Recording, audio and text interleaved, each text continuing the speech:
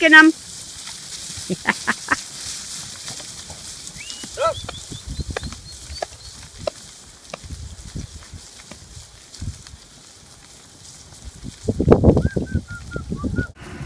Cool.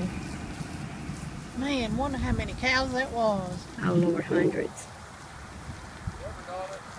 And why do they have to come down the road? Next one comes by, we'll ask.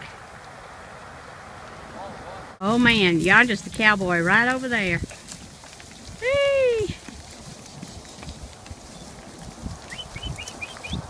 So how many cattle are you moving? Right around 500. Really? Oh wow, how cool is that? Where are you folks from? Mississippi. We don't see just a whole lot of cattle drives, you know. So are you moving pastures or? Yeah, coming off of some leased grass. Uh-huh. Taking them back home.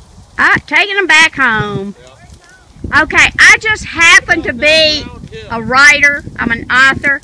So y'all give me something good that I can put in a book. Because y'all are looking like some heroes to me.